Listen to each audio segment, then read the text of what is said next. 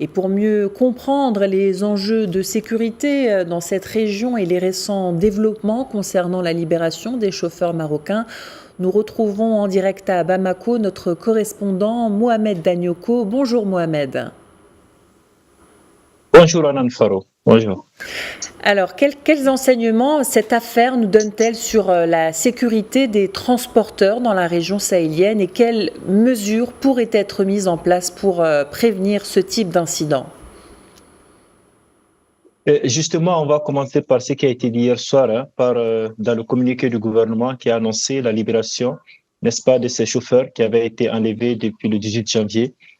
entre le Burkina Faso et le Niger. Et, selon le communiqué du gouvernement, ils étaient détenus par la branche sahélienne de Daesh, justement. Et cette libération, comme le gouvernement l'a dit dans son communiqué, est intervenue suite à la coopération entre la Direction nationale de la sécurité d'État du Mali et la Direction générale des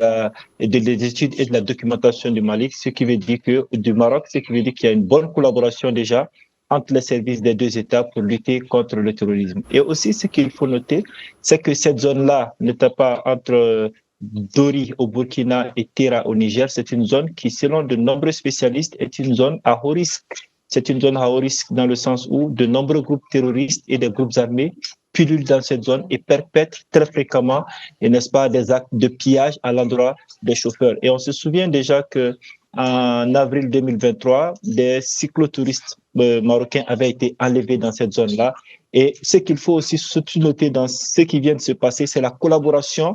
entre, d'une part, la Direction nationale de la sécurité de l'État du Mali et la Direction générale d'études et de documentation du Maroc, ce qui veut dire que dans cet environnement sahélien jusqu'au Maroc, il faut mutualiser les forces et on voit que cela a porté fruit parce que justement le Maroc et le Mali sont dans cette dynamique de collaboration pour mettre fin, n'est-ce pas, à cette pratique terroriste dans cette zone-là.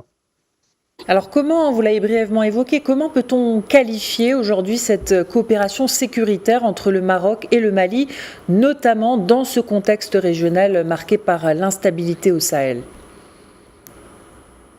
C'est vraiment une collaboration qui doit aller crescendo certainement parce qu'on se souvient que le 19 février dernier, le Maroc avait démantelé, n'est-ce pas, avait déjoué de grands attentats terroristes, avait arrêté une douzaine de personnes et les enquêtes menées avaient permis en tout cas de savoir que c'était piloté depuis le Sahel. Et donc ça c'était le 19 février, mais sauf que 2 jours seulement avant que le Maroc déjoue ces attentats, il y avait une forte délégation militaire du Maroc qui était déjà à Bamako pour rencontrer les forces, l'état-major des armées. Et sauf que à la suite de cette rencontre, il y a eu de nombreux accords qui ont été signés entre, d'une part, les forces armées marocaines et les forces armées maliennes dans un mémorandum. Et il y avait 3 axes majeurs dans ce mémorandum-là. Il y avait, dans un premier temps, la formation et dans un second temps, il y avait la logistique et surtout, il y avait dans un troisième axe, il y avait la coopération militaire. Alors aujourd'hui, avec cette libération qui vient d'intervenir, on peut clairement,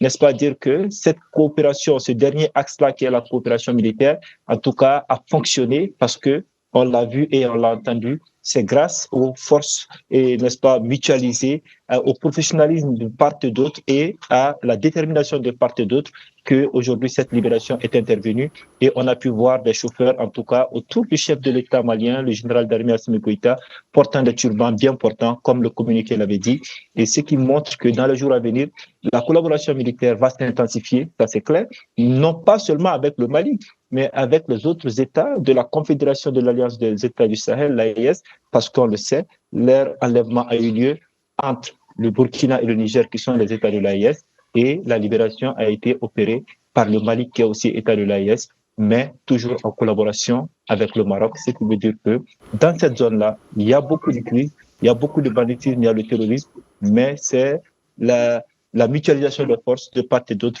et avec le Maroc surtout, qu'on va arriver à bout de ce qui se passe dans cette zone-là. Merci Mohamed Danioko, correspondant de Média TV au Mali. Merci à vous pour toutes ces précisions. Merci beaucoup, Anan Faro.